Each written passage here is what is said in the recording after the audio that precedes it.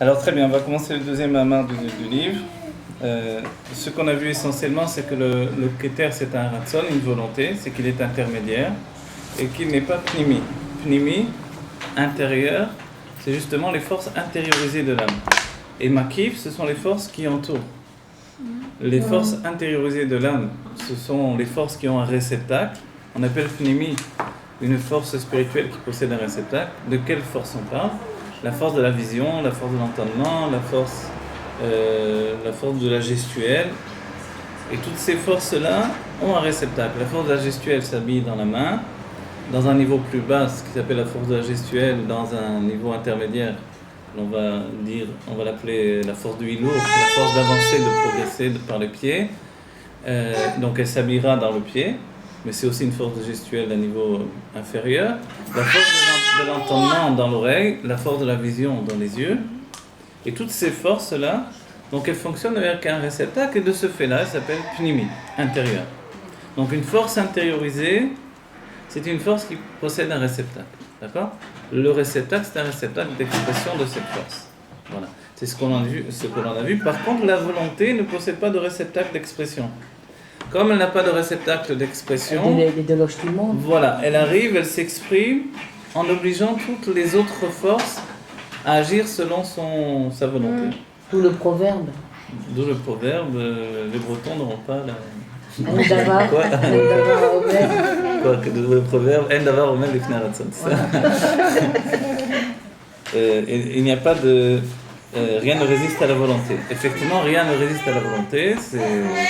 C'est une phrase des sages qui est essentielle parce qu'elle oblige toute la réalité de notre être, la réalité intérieure. Et la volonté, elle participe d'une réalité, mais totalement extérieure, makif. Comme dans ce monde, tout ce que l'on vit, finalement, c'est makif, dira de l'Ikouté Torah sur la paracha. Donc ce sont des forces qui nous entourent, qui agissent, et dans ce monde, finalement, le dévoilement divin, il n'est pas intériorisé. On ne voit pas Dieu, on ne le comprend pas réellement. Si ce n'était par l'étude, on n'aurait pas vraiment de possibilité même d'appréhender un cheminement de notre pensée, de notre intelligence vers Dieu. Vous voyez? Donc très bien. Maintenant, à ce stade des événements, une fois que le Rabbi Racham nous a fait une préparation à tout le sujet, donc il nous a désigné effectivement qu'il y a la volonté et puis les forces intériorisées qui sont dans les réceptacles. Maintenant, le deuxième Mahama, B'siyata d'Ishmaya, l'Elbet de Chag HaShavuot, Tara. Vous voyez, le premier, lui, il a été dit, a priori, le Lel Aleph, voilà, Tara. D'accord, ici, donc on rentre dans la seconde nuit de Shavuot. La seconde nuit de Shavuot, en Chutzaretz évidemment. Oteor Kasalma, Ote Shamaim Kairiya, Betzarel Avin, Shayachut, Ainyanim, de Oteor, Venote Shamaim Zelazé. Voilà. Comme tout mamar, il commence avec un dibour amatril, une parole d'un passouk ou un sujet de compréhension. Alors ici, le passouk qui nous dit Oteor Kasalma. Qu'est-ce que c'est Salma? On va traduire. C'est un télim. C'est un télim. Oui, mais on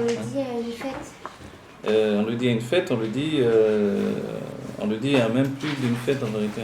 Mais Oteor Kasalma, qu'est-ce que ça veut dire? Qui va étendre la lumière comme un vêtement. Kasalma, vous vous rappelez, c'est la même typologie. Voilà, Simla. Noté Shamaim Kairiya.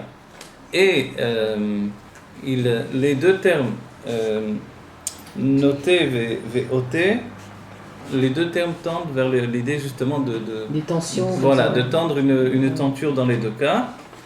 Il y avait une nuance en français dans la traduction, je ne me rappelle plus exactement, mais dans les deux cas, c'est effectivement d'étendre un tissu. Dans le deuxième cas, ça s'appelle une yériya, c'est-à-dire une tenture. Donc, comme la tenture du Mishkan, qui était donc une tenture qui était sur le dessus du Mishkan. Oui. Et en réalité, de quoi on parle? De la lumière et des cieux. Dieu, il a étendu la lumière comme un vêtement. Et puis, il a projeté, donc on va dire comme ça pour faire une dimension différente, Shamaim, le ciel, comme une tenture au-dessus de nous. Voilà.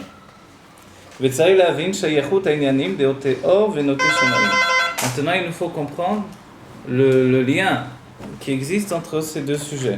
C'est-à-dire, Otéor, et Venote Shamaim. Le fait de, dans les deux cas, de projeter la lumière, de l'étendre et le ciel lui-même. Quel est le rapport entre la lumière et le ciel dans le fait que chacun, l'un et l'autre, ont été finalement étendus comme un vêtement au-dessus de nos têtes? Dans les deux sens, il y a une notion d'enfermement. Il y a une notion, tout au moins, je ne sais pas si c'est d'enfermement, mais d'épaisseur, de quelque chose qui... Voilà, de projection, comme un vêtement qui est au-dessus de nous. Vous voyez, pas forcément enfermement, puisque le ciel ne nous enferme pas, Voilà, c'est ça. il nous libère, mais quelque chose qui est au-dessus de nous et qui est étendu. Dans les deux cas, la lumière, voilà. Qui souille plutôt, voilà. Il Il n'est pas enfermé. D'accord. Oulavin, donc il nous faut comprendre le lien entre les deux. Oulavin, mais évidemment, le passouk lui-même, là, il est pris pour arriver à une finalité. La finalité, c'est l'intention du Rabbi Rachab de continuer son sujet. Et le sujet en question, qu'est-ce que c'est? Le sujet en question, c'est comprendre en fait tous les sujets du divin. Alors, Oulavin, et pour comprendre cela, il nous faut devancer ce qui a été expliqué, ce qui a été devancé auparavant. Ben machal les kochot hanefesh sur le sujet des forces de l'âme. Shebaim beprinat pnimi bevarim bevarei aguf shekol koar yeshlo kelim miyuchedet shekoar mitlabesh mitgale ou mitached. On a dit les forces ont une situation intériorisée et ces forces pénètrent dedans de nous, elles s'investissent, elles s'habillent au-dedans de nous, au-dedans des membres du corps. Velken, les fiofen aivarim ou peulad veitgalut akochot. Et de ce fait-là,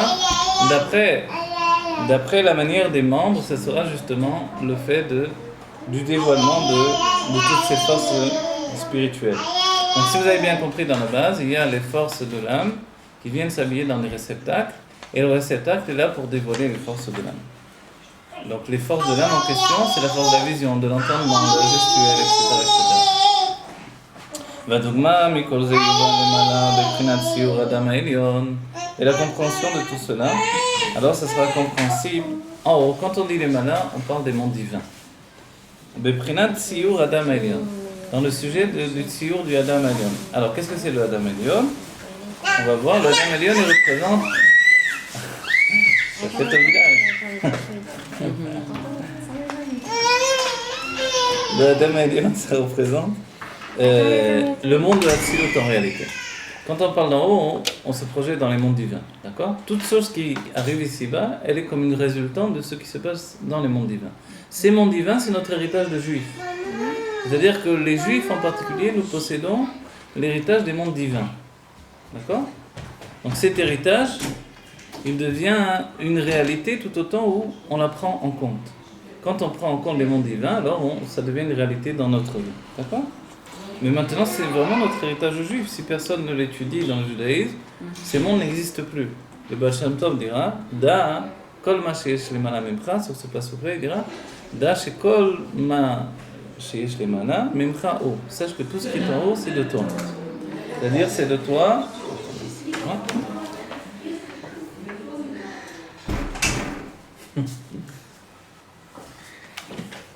Donc, sache que tout ce qui est en haut, ça existe par notre prière, par notre conscience, par notre étude. Tout ça, ça existe de cette manière. D'accord? En dehors de cette situation, le juif a une appréhension des mondes divins. D'une certaine manière, ils n'existent pas. Pourquoi ils existeraient? Parce qu'on ne les fait pas exister. Parce qu'on ne les fait pas exister. Si on ne les fait pas exister, ils n'existent pas. Ils n'ont pas de raison d'exister. Ils n'existent que pour être un intermédiaire entre nous et Dieu. Ce sont des mondes qui sont, d'un certain point de vue, un machal, un exemple établi entre nous et Dieu, pour pouvoir comprendre qu'il y a une élévation. La tfila s'élève dans tous ces mondes divins, de niveau en niveau, depuis Baruch She'amar, Ishtabar. Vous voyez, Baruch She'amar, on passe du monde de Asiya au monde de Yetzira. Baruch She'amar, après on arrive à Ishtabar, on passe dans le monde de Bria. Dans le chemin Israël, on est au niveau de Chokhmah et Bina, dans le monde de Bria. Et dans l'Amida, on est arrivé enfin dans le monde de Hatzilut, l'union de Zeranpin et de la Malchut. D'accord? Et après, on entame une descente. C'est pour ça que toute la tfila est organisée par rapport à tout ça. Ça veut dire quoi? Le dernier mot, Shakoar, Mitlabesh, Mitgale, Mitached, Bo. C'est quoi le Mitached? Mitached, il s'unifie. On a vu que la force, quand c'est le réceptacle, quand effectivement, par exemple, l'œil est le réceptacle de la force de la vision, il y a une vision spirituelle, Quand l'œil est le réceptacle de la force de la vision, alors il s'unifie avec la vision. C'est Oui. comme Dans un verre. C'est comme de l'eau dans un verre en fait. Beaucoup plus. Pourquoi? Parce que le verre reste un verre et l'eau reste l'eau. Vous voyez? Et dans ce cas-là, il n'y a pas une unification vraiment. Mais dans l'œil, tout le monde pense, si on n'étudie pas ce sujet-là, que l'on voit avec l'œil. De la même manière, le cerveau, c'est encore une unification encore plus forte, puisque c'est le cerveau qui va faire que on va penser gashmi, on va penser matériel. Autrement, l'âme, la pensée de l'âme, auparavant, elle est une pensée divine. Et la vision même, elle va découler de cette pensée qui a précédé. C'est la matière même du cerveau, c'est ce qu'on a vu dans le moment précédent. Elle va agir à tel point qu'il y a une auto-réaction, une auto-influence. L'âme influence sur la matière du corps et le corps influence sur l'âme. D'accord? Donc en fait, vraiment, l'un et l'autre sont essentiels. Et ça s'appelle mitached bo. C'est une unification. Donc tout ça, voilà, c'est l'action des forces de l'âme. Ça veut dire aussi que si à la base c'est quelque chose qui l'étend, qui est séparé, quand il s'unifie, ça devient une chose. Exactement. Et il n'y a plus de séparation. Il y a quand même séparation, à tel point qu'on peut retirer la force de l'âme du réceptacle. Comme le Rabbi Rachab, qui avait retiré la force de l'âme de l'entendement d'une de ses oreilles pour ne pas entendre des chassidim qui parlaient dans une pièce à côté pendant qu'ils donnaient un mama. Donc lui, évidemment, c'est une maîtrise qu'on n'a pas, nous, on ne sait même pas ce que ça veut dire, ça. D'être capable non seulement d'avoir une maîtrise sur tout son être dévoilé, mais même sur les forces de son âme, évidemment. Donc le Rabbi Rachab, c'est pas qu'il en parle et c'est tout, c'est qu'il vit ça. Il parle d'une chose qu'il vit totalement, comme quand il parle des mondes divins, il monte dans les mondes divins. Les rabbis montaient, chaque rabbi préparait son prédécesseur à monter dans les mondes divins.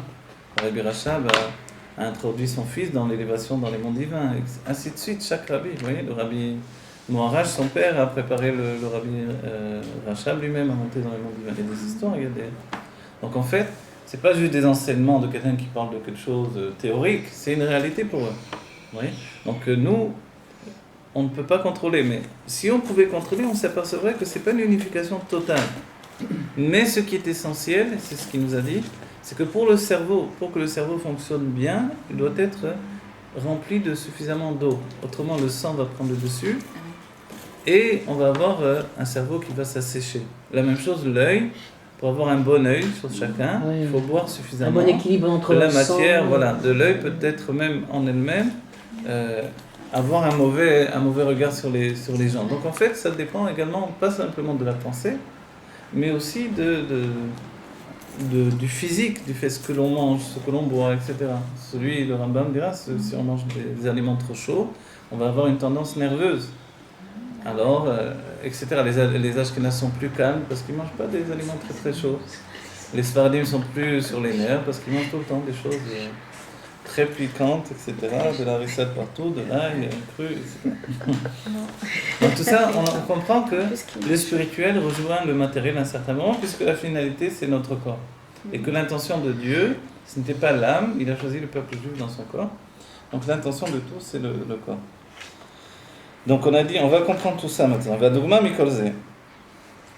יובן למעלה בבחינת ציור אדם עליון, דאגם שאין לו דמות הגוף ולא גוף. Alors on va comprendre tout ça par rapport au ציור, à l'image du Adam Elion, l'image du corps. Bien qu'il n'a pas de corps, il n'a pas de ressemblance du corps. Dans le monde de la Kabbalah, on étudie le divin, les sujets de la Kabbalah, à partir d'un corps immense, avec d'autres corps les uns à l'intérieur de l'autre. Et c'est pour ça qu'il faut une préparation pour étudier la Kabbalah, parce qu'autrement, on corporise le divin, tout simplement. D'accord ? Mais ici, dans la Chassidut, on ne va pas se suffire de ces explications corporelles, qui sont que des exemples. On va donner des explications beaucoup plus nafshiques, beaucoup plus liées à l'âme. Mais kol makom harekti ve'al dmut akisei dmut kemari adam alav. Alors, de toutes les manières, il est écrit, même si on dit qu'il n'a pas de ressemblance du corps, il n'a pas de corps et pas de ressemblance du corps, il est quand même écrit dans les Nevi'im ve'al dmut akisei dmut kemari adam. Vous vous rappelez dans Yecheskel, et à l'image de la Kissé, il y a l'image de Kemari Adam, comme l'image d'un homme. Alav, qui lui est sur le Kissé. Le Kissé, on parle de Kissé à Kavod. Là, oui, c'est l'étymologie de Kisui.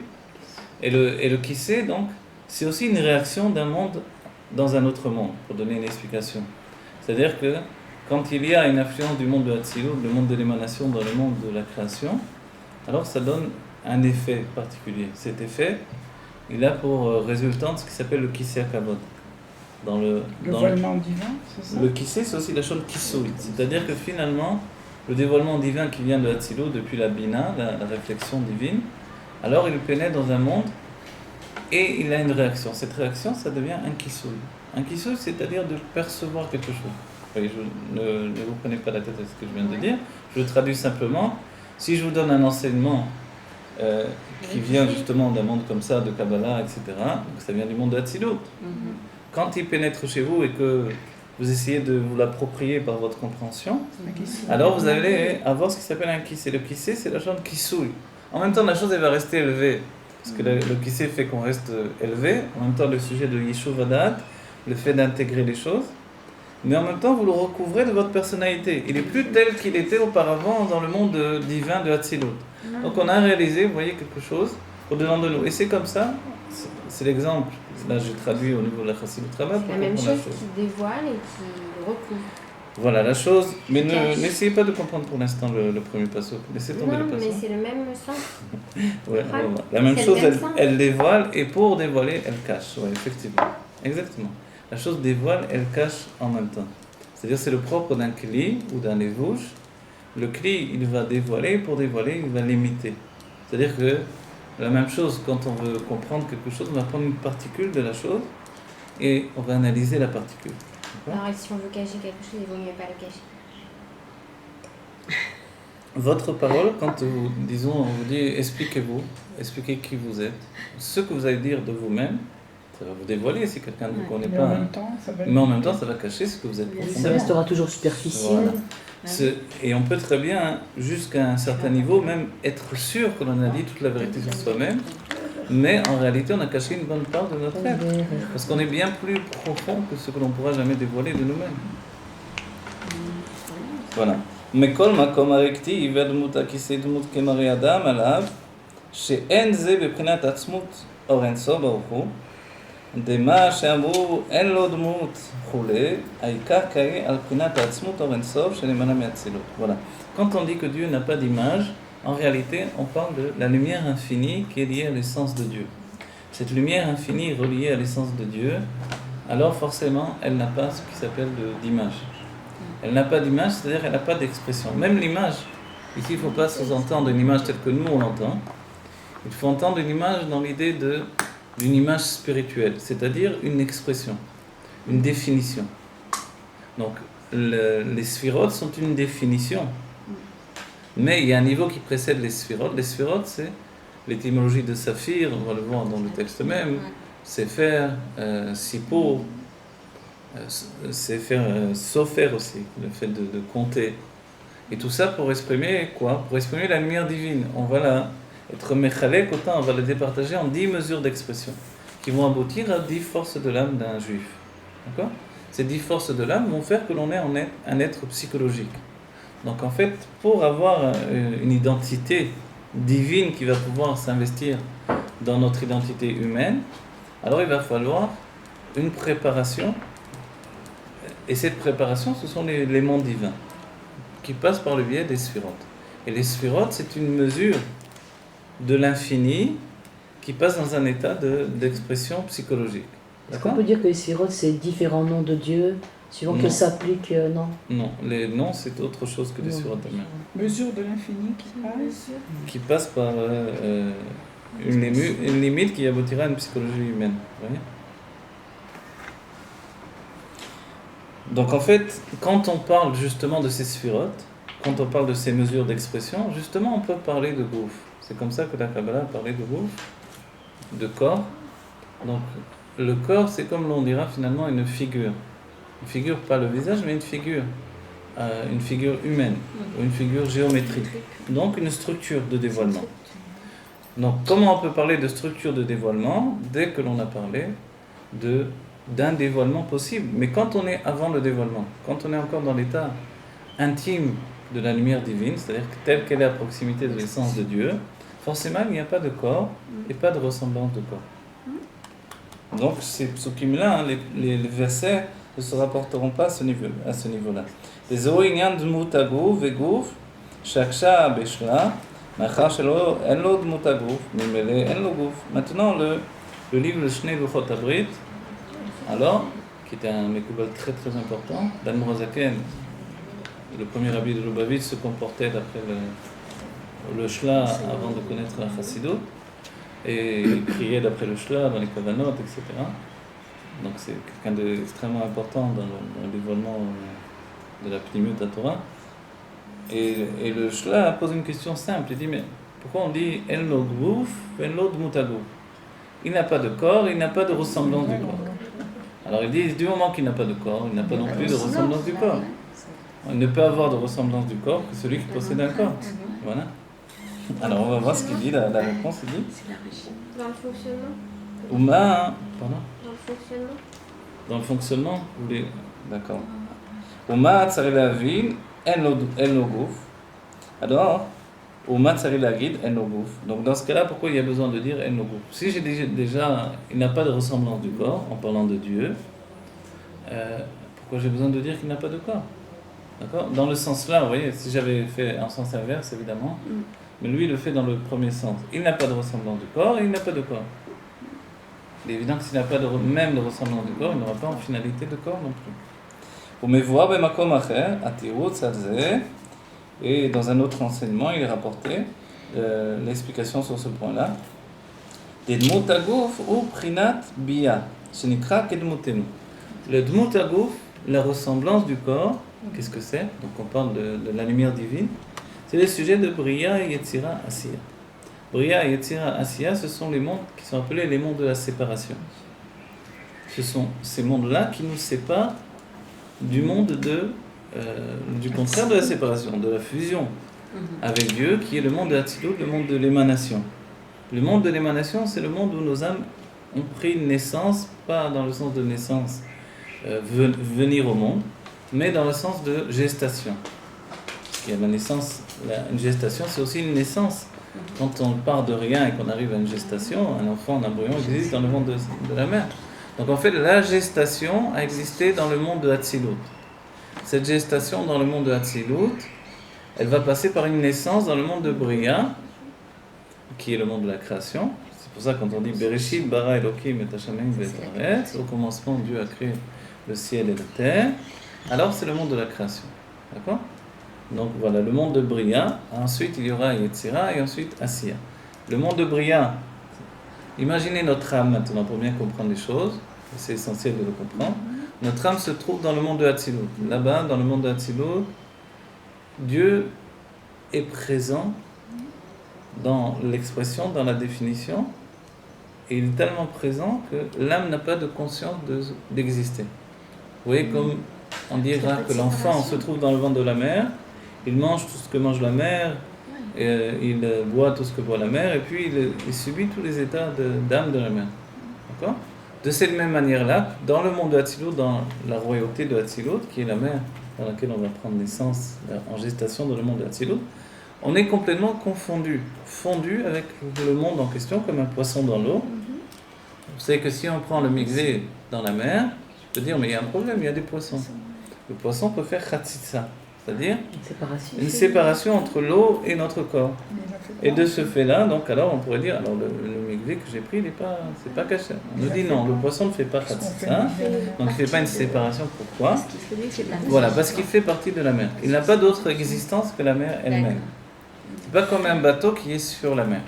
Vous voyez, le bateau est intermédiaire entre la terre sèche et la mer. Mais le poisson, lui, il est vraiment la mer elle-même. Ouais. Ça m'est arrivé une fois, je raconte ça. Une fois, j'ai pris à Ein Karem où j'étudiais, j'ai pris le mikvé, il y avait une choule Breslev, ils avaient fait un mikvé dans une cave, un mikvé glacé comme ça. Je rentre dans le mikvé, il y avait des poissons dans le mikvé. C'est parce qu'ils avaient des poissons dans un aquarium, et puis l'aquarium s'était cassé, ils les avaient mis dans le mikvé. Je me suis effectivement posé cette question. Est-ce que ça change? C'est pareil. Alors je me suis dit, bon, on va rester dans notre sac. Alors, on a dit donc tout ça. Maintenant, où est-ce qu'il y a un commencement de séparation, de définition du corps? C'est seulement à partir de ce qui s'appelle les mondes de Bria et Tsirassia. On a dit premier monde. Donc si on était dans Atzilut, le monde de l'émanation où toutes les âmes étaient en gestation là-bas, et on vient tous de ce niveau-là, pendant 1 an, l'âme va rester en gestation dans Atzilut, et ensuite elle va commencer à pénétrer dans le monde de Bria, le monde de la création. Pendant 1 an. 1 an de gestation. Oui, c'est obligatoirement 1 an. Comment il y a une agdara de temps dans le Gestation, monde de c'est quand c'est en train de devenir quelque chose de Il y a quand même une agdara de temps par rapport au temps qui va être ensuite dans le monde de Bria. C'est vrai qu'on est avant le temps, mais c'est par définition du temps que nous connaissons nous qu'on nous dit que c'est 1 an. En fait, c'est depuis Shmini Atzeret jusqu'à Shvi Shel Pessah où l'âme va rester dans le monde de Hatzilut, en gestation, et après, à Shvi Shel Pessah, elle va accéder à la naissance. Oui. Donc toutes les âmes peuvent rester Elle reste qu'1 an. Oui. Sauf, alors vous avez dit, il y a des différences, sauf, il y a 2 cas de différence. Un cas de quelqu'un qui vient au judaïsme, qui n'avait pas du tout une âme juive, qui avait juste une étincelle, qui a besoin que son âme soit construite totalement, elle va rester moins qu'1 an là-bas. Je ne sais pas combien de temps, je ne m'en peux plus. Deuxième cas, c'est les Neshamot Chadashot, les âmes nouvelles. Elles vont rester 3 ans dans le monde de Hatzilut. Comment on le sait? Comment on le sait qu'elles restent 3 ans? On le sait d'après le Baal Shem Tov, qui ne savait pas quand l'âme de l'Admorazaken devait venir au monde. Il savait qu'une Neshama Chadasha, elle devait rester 3 ans. Elle devait rester 3 ans. Il ne savait pas qu'une Neshama Chadasha, elle devait rester 3 ans en gestation. Du coup, alors, il savait qu'elle devait venir, mais il ne savait plus où il en était dans ses comptes. Et il ne la voyait pas arriver dans le monde. Qui ça? Le Baal Shem Tov. C'est-à-dire que les tzadikim, comme le Baal Shem Tov, voient les âmes depuis leur source. Vous voyez? C'est pas comme nous. Même quand ils s'unissent avec leur femme, ils sont capables d'aller chercher l'âme dans les mondes divins et de la continuer dans le corps. Vous voyez? Ça veut dire que les tzadikim, c'est pareil, leur âme, quand ils s'en vont, ils restent 1 an? Dans le retrait, non. Alors quand ils s'en vont, ils peuvent rester après des milliers d'années ensuite dans le Gan Eden. Voilà, c'est ça. Ok.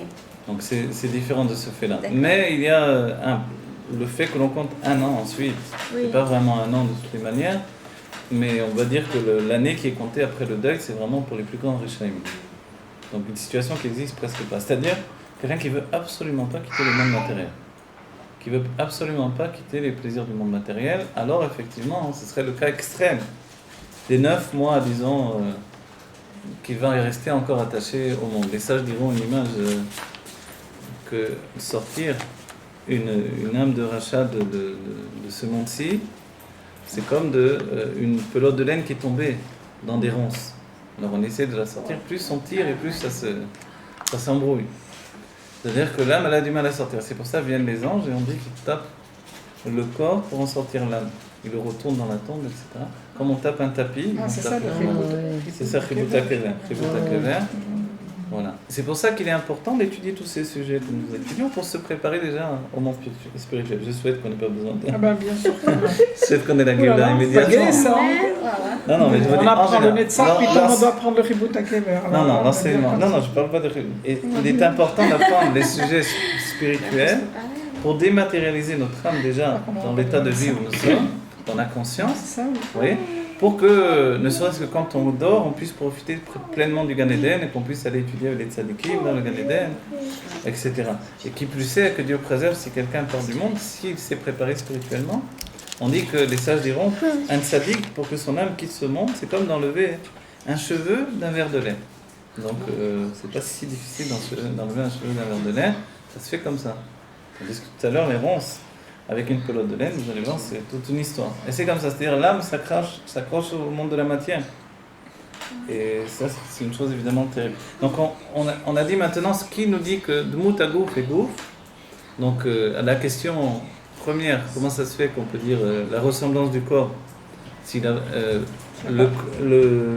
préciser qu'il n'a pas de corps alors qu'on a dit qu'il n'a pas de ressemblance du corps, on a dit, on parle de ça quand on parle du fait qu'il n'y a ni ressemblance du corps ni corps, c'est-à-dire ni structure.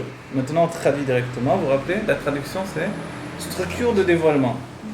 il n'a pas de structure de dévoilement, donc il n'a pas de sphirote qui le dévoile, il n'a pas de monde divin qui le dévoile. On parle de l'essence de Dieu, et même de la lumière infinie qui est attachée à l'essence.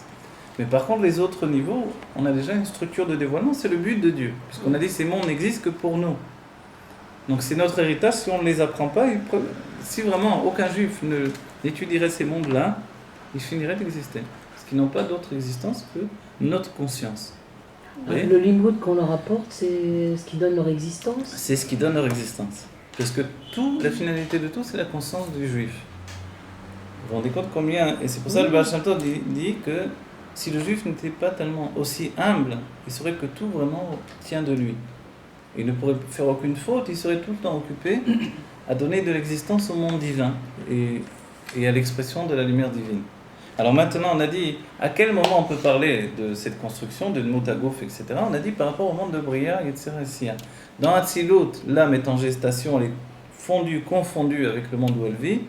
Il est dit dans Hatzilut, Iyu v'chayoui v'gamoi chad, c'est-à-dire que, c'est des termes du Zohar, qui veut dire que là-bas, Dieu dans son expression, les réceptacles d'expression et la lumière sont unifiés.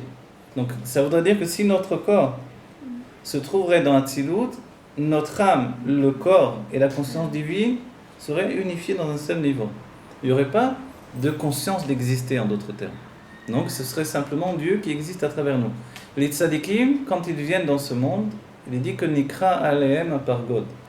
Le rideau de séparation entre ces mondes, le monde de Hatzilut et les mondes de séparation, il est déchiré pour que ces âmes des tzadikim viennent directement dans le monde de la matière. Et elles viennent avec une conscience du monde de Hatzilut, c'est-à-dire où finalement il n'y a aucune séparation entre leur personne et Dieu. Et donc ils sont confondus à Dieu dans leur corps ici-bas en fait. Ce n'est pas que le dévoilement de la Géoula, en vrai, c'est plus que ça. Non? Alors les tzadikim en fait portent déjà un état de Géoula. Pourquoi ils sont en exil quand même? Parce que nous sommes en exil. Comme nous sommes en exil, ils ne peuvent pas atteindre la Géoula Amétit V'Ashlema. Et leur exil le plus terrible pour les tzadikim, c'est l'exil de la Shrina, de la présence divine. Et c'est normalement pour ça que l'on prie pour la Géoula. Ils sont en exil à nos yeux, mais ils ne le sont pas vraiment. En fait, ils sont dans une vie. Vous voyez, un tzadik, non, justement, à nos yeux, ils sont en Géoula. Vous voyez?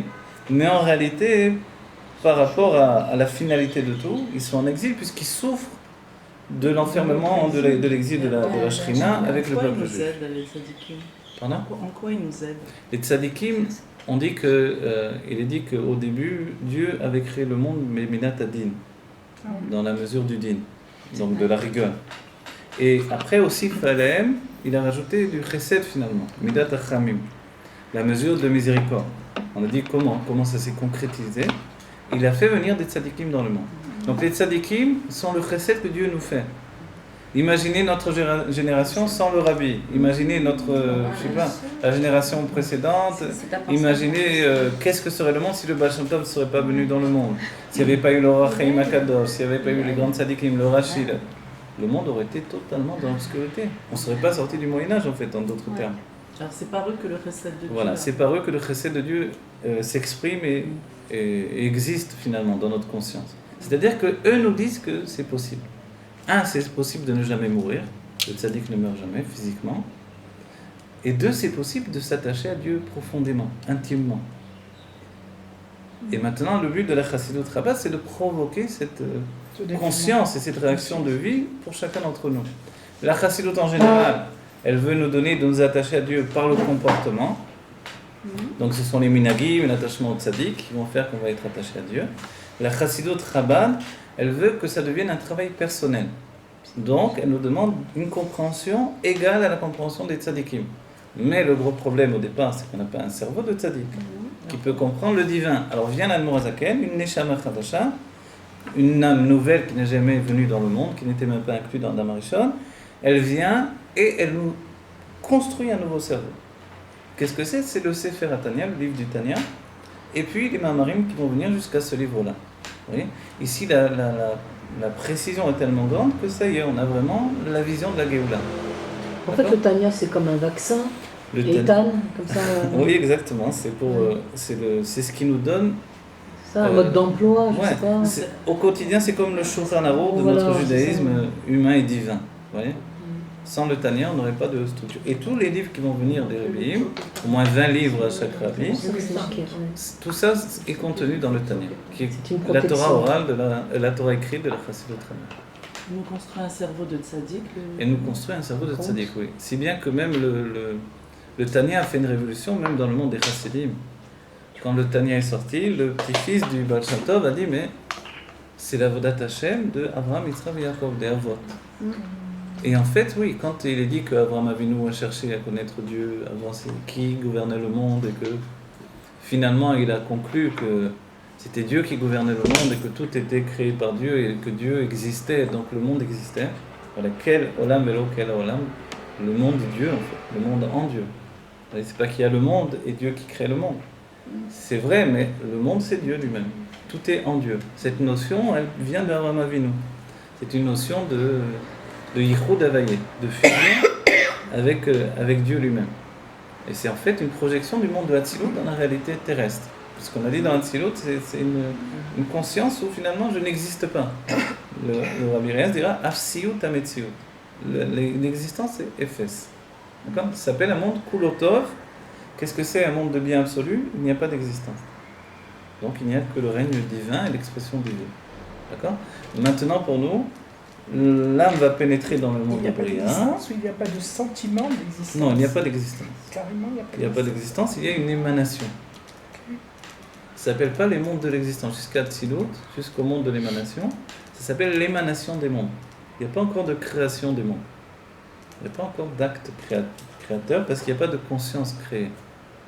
La conscience créée, donc le début de la psychologie, oui, elle va apparaître dans le monde de Bria.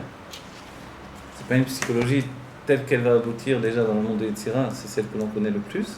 C'est une psychologie dans un stade premier, qui est celle de concevoir une possibilité d'exister. Vous voyez ? Concevoir une possibilité d'exister, il faut déjà que j'ai un esprit pour concevoir une possibilité d'exister. Donc en fait, c'est l'existence de la conscience qui permet la conscience de l'existence. D'accord, ça va ? La conscience de l'existence, c'est avoir conscience que le monde existe. Ça ne peut exister que s'il y a auparavant l'existence de la conscience. Voilà. Et ça commence à briller. Donc c'est la brille. Voilà, et ça commence dans Bria. C'est là où il est dit Rubo Tov, l'essentiel de Bria, c'est un monde de bien. Au Mixatora, et il y a un petit peu de mal. Qu'est-ce que c'est le mal ? C'est l'existence. Ça, dans la Pimut Torah, le mal, c'est l'existence, c'est pas autre chose. Ça aboutit, c'est cette existence qui aboutit aux choses les plus terribles dans le monde. Mais c'est l'existence. Donc plus on sent l'existence, plus on sent le mal. Exactement. Sous-entendu, un tzaddik, c'est quelqu'un qui ne se sent pas exister. Vous voyez ? Donc il doit s'obliger, et c'est écrit une fois sur la Bible, il doit s'obliger à exister comme nous, on entend l'expression de l'existence. Donc forcément, un tzaddik n'a pas de problème psychologique puisqu'il ne se ressent pas exister. Mais en même temps, c'est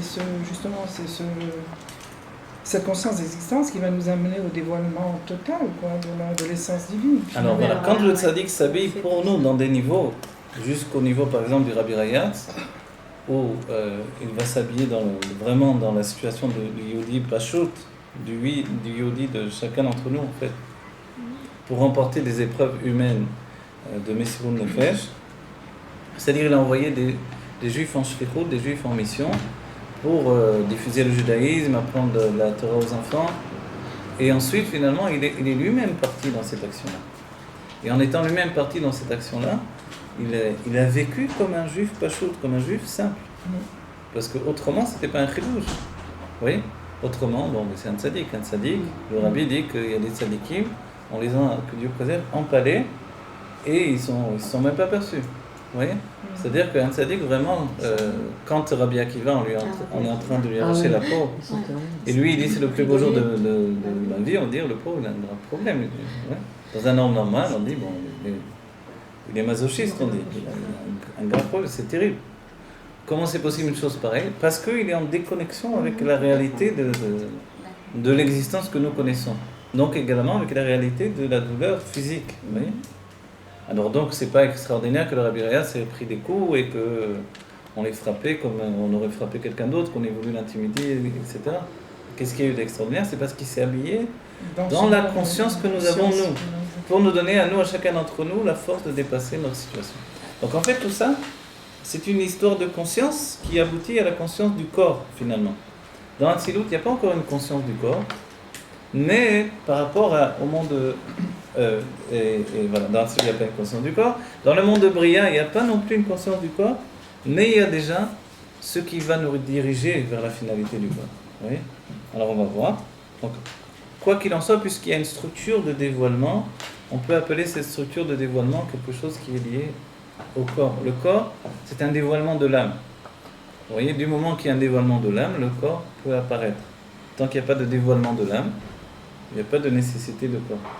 Qu'est-ce qui provoque le passage de l'un à l'autre? Le passage de Hatzilut à Bria, l'âme, on dit telle qu'elle est dans... Non, ce qui provoque, c'est la malchoute. Voilà, je vais répondre de cette manière-là, la plus directe. La royauté. La royauté, c'est considéré comme la parole de Dieu. La royauté, c'est le Ikar Wama, c'est l'essentiel, c'est l'action. C'est-à-dire que l'essentiel, c'est la finalité de l'âme qui doit aboutir à la volonté de Dieu d'avoir une maison ici-bas.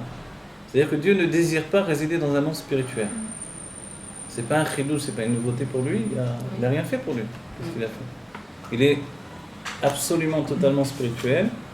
Son expression, même dans les mondes divins, jusqu'à Hatzilut, elle est totalement uniquement spirituelle. Même les mondes de Bria, Yitzhak, Asiya sera des mondes spirituels encore. Simplement, il y aura la naissance de la conscience. Donc, quel est le chidouche pour Dieu? C'est entraîner l'âme vers cette situation-là. Pour nous, cette histoire-là, elle commence avec Adam Arishon. Dès qu'il sort du Gan Eden, il sort du monde de Hatzilut. Et il rentre dans le monde de Bria. Vous voyez? Ça, c'est l'expulsion de Adam Arishon du Gan Eden. Alors, tout à coup, le monde existe. L'herbe des champs ne poussait pas avant que Adam Arishon ne prie pour l'herbe des champs. Vous allez dire, mais pourquoi Dieu a créé tout? Il a créé également l'herbe auparavant. Pourquoi elle ne pousse pas? Parce qu'il n'avait pas conscience de cette existence jusqu'à ce qu'il soit éjecté du Gan Eden. C'est-à-dire qu'il soit éjecté du monde où il est juste une expression divine. Mais à ce moment-là, il a déjà conscience de lui-même et il fait une action qui le sépare. Quand il sort du Gan Eden, alors c'est pas aussi simple que ça. Vous aurez raison à un certain point de vue, effectivement, mais c'est pas aussi simple que ça. En fait, tout ce que l'on explique, c'est toujours rapetissir l'explication de Adam Arishon par rapport à ce qui était réellement. Mais dans les écrits du Harizal et du Zohar, effectivement, il y a la question quel Adam a fauté? Le Adam de Bria, le Adam de Yetzira, le Adam de Asiya. C'est comme s'il se départageait en 3 niveaux. Et le Adam de Hatzilut, pourquoi on ne pose pas la question pourquoi il n'a pas fauté? Parce qu'il n'y a pas de faute dans Hatzilut. Vous voyez? Il est impossible, quand vous êtes devant le roi est devant vous ne voyez pas en train de faire une avéra devant le roi. Alors, vous allez faire... On n'a pas d'existence. Voilà. On n'a pas une autre conscience que celle d'être la main du roi qui veut... Il veut boire, je lui sers à boire, il veut manger, je lui donne à manger, il veut ce qu'il veut. J'ai pas une autre volonté que de servir le roi. On a nous dans Hatzilut. On est nous dans Hatzilut. Actuellement, on est toujours dans Hatzilut, effectivement. Mais cette conscience de Hatzilut, on doit la rattacher à la conscience de Bria, de Yetzira, de Asiya. Chaque monde avec sa séparation. Donc en fait, ici, tout ce qu'on a commencé à expliquer, c'est par rapport au fait qu'il nous dit que c'est seulement à partir de Bria, Yetzira, Asiya, Bia en Raché Tevot, en initial, qu'il y a ce que l'on peut appeler Dmut Hagouf, la ressemblance du corps. En fait. Il n'y a pas de projection quand on est hors de la... Enfin, dans Hatzilut, il n'y a pas de projection. Il n'y a pas de projection à l'extérieur, mais il y a une nécessité de la création. La nécessité de la création qui vient de Dieu, qui vient de l'ordonnance de Dieu, qui a voulu que, effectivement, le monde soit un monde créé. Non, qu'il y ait une conscience créée. Cette conscience créée, puisque le monde n'existe que dans notre conscience, donc en fait, on va passer par un stade de préparation à la matérialité finalement. D'accord? Donc la matérialité au niveau final que l'on va vivre, elle passe par toutes ces préparations, qui est la préparation dans Bria, la conscience, la possibilité de conscience. Dans Yetzira, c'est le dessin de la conscience. Parce que si je projette un état d'esprit où il est possible d'exister, dans ce cas-là, qu'est-ce que c'est? Mon existence, vous voyez? Disons, je suppose, d'accord. Peut-être je peux exister. Mais qu'est-ce que mon existence dans ce cas-là? Le monde de Yetzira, c'est la formulation de cette existence. C'est-à-dire qu'elle porte déjà une situation, la Kripa Noga du monde de Yetzira, elle est plus comme dans Bria. Rubo Tov, l'essentiel c'est du bien, donc l'essentiel c'est du divin. Au Mixatora, il y a un peu d'existence. Dans Yetzira, c'est Chetzio Tov, Chetzio Ra. À moitié bien, à moitié mal. C'est quoi le bien? C'est le divin qui est toujours présent, dans une notion divine, intellectuelle. Et qu'est-ce que c'est le mal? C'est l'image de l'existence. Non seulement j'ai pris conscience que j'existe, mais j'ai même formulé une image de mon existence. Vous voyez? C'est-à-dire que tout ce que nous vivons dans ce monde, dans un état de dessin de l'existence, de réalité de l'existence, elle s'est préparée dans notre âme qui est descendue depuis le monde de Hatzilut, elle est rentrée dans le monde de Bria, ensuite en redescendant elle est passée par Yetzira, et à ce moment-là, non seulement dans Bria, elle a commencé à entrevoir la conscience d'exister, ce qu'elle ne connaissait pas. C'est pour ça que ça prend 9 mois, nous dit le Rabbi. Toute cette situation-là que je vous dis en 5 minutes, ça prend 9 mois. C'est-à-dire en même temps que le corps et l'âme, dans son premier niveau, commencent à se développer dans le ventre de la mère, en même temps, l'âme est en train de descendre. Et c'est vrai qu'elle va s'arrêter dans un monde en particulier. Si c'est dans Bria, on sera une âme de Bria. Si c'est dans Yetzira, on sera une âme de Yetzira. Si c'est dans Asiya, parce qu'il y a un Asiya spirituel. Asiya, c'est le monde de l'action où nous vivons. Yetzira, c'est le monde de la formation. Et Bria, le monde de la création. Alors, dans chaque monde où elle va s'arrêter, spécifiquement, elle va traverser tous les mondes, mais elle va essentiellement s'arrêter dans un monde. Alors elle va devenir une âme de Bria, de Yetzira ou de Asiya. Excusez-moi, ça prend quand même 9 mois. Ça prend 9 mois. Il y en a qui accouchent au bout de 7 mois et 6 mois. Alors voilà, 7 mois, ça va être une âme beaucoup plus immatérielle, comme Moshe Rabbeinu. 7 mois, vous savez, d'après le Rambam, c'est 6 mois et 1 jour, ça s'appelle 7 mois. Oui, voilà, c'est ça, oui. Voilà. Oui, c'est vrai. 6 mois et 1 jour, c'est 7 mois. Comme Moshe Rabbeinu, c'est une âme qui n'a pas un sens de la matérialité très très fort. Le 9 mois, c'est la plupart d'entre nous. 12 mois, c'est Eliyahu Hanavi.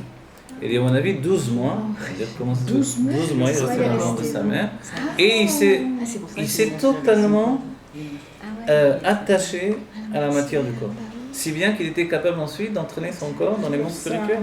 Il est monté avec son corps dans le Gan Eden, dans le monde de Yetzira, de Bria. Pourquoi?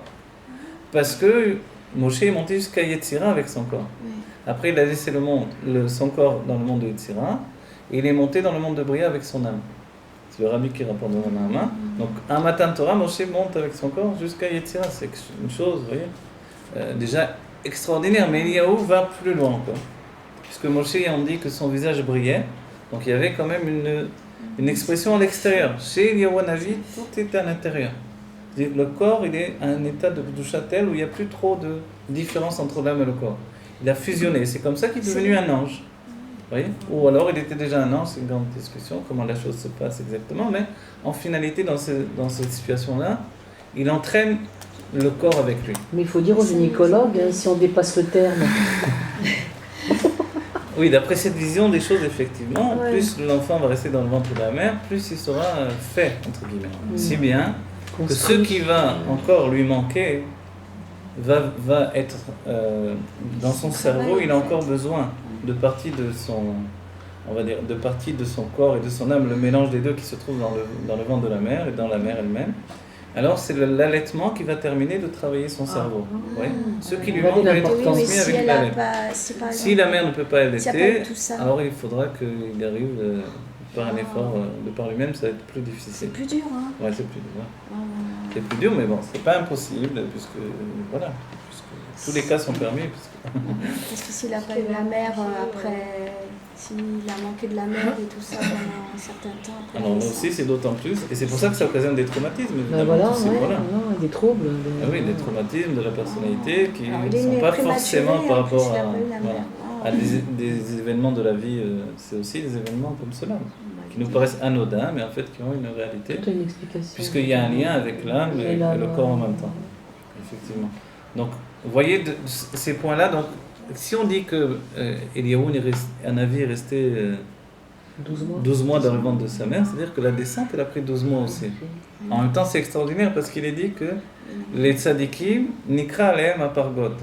Donc, en fait, ils descendent directement du monde de Hatzilut et ils traversent juste les mondes de Bria et de Asiya. sans vraiment s'y habiller. On est obligé de les traverser, on ne peut pas faire autrement. Vous voyez, disons, j'ai un parcours à passer, je dois passer par tel pays, je ne peux pas faire autrement. L'avion, il passe sur tous les pays, mais il ne s'arrête pas. Il s'arrête dans un pays, il fait une escale dans un endroit. Donc nous, nos âmes, quand on dit par exemple on est français parce qu'on vient de France, en fait on vient tous du même point de départ. On vient tous du monde de Hatzilut, on vient tous de Matan Torah, donc on est tous les mêmes choses, des juifs qui sont venus depuis le don de la Torah, etc. Bon. Donc en fait, si on est français, italien, grec ou tunisien ou algérien, c'est juste un endroit où on s'est arrêté. Mais cet endroit, il a déterminé une telle importance qu'on verra que les gens sont attachés à cet endroit, même quand ils l'ont quitté depuis longtemps. Oui. Aussi bien que les gens qui viennent de France ont une expression française de l'âme, et les gens qui sont nés en Israël ont une expression sabra, une expression israélienne de l'âme. C'est une chose qu'on ne peut pas empêcher. On va dire, mais comment ça se fait ? Puisque ses parents sont français, pourquoi l'enfant est différent que s'il était né en France, par exemple, ou en Italie, ou dans un autre endroit ? Parce que chaque endroit va occasionner une expression. Donc forcément, un endroit spirituel aussi important qui va définir la conscience, il va changer totalement la personnalité. Vous voyez ?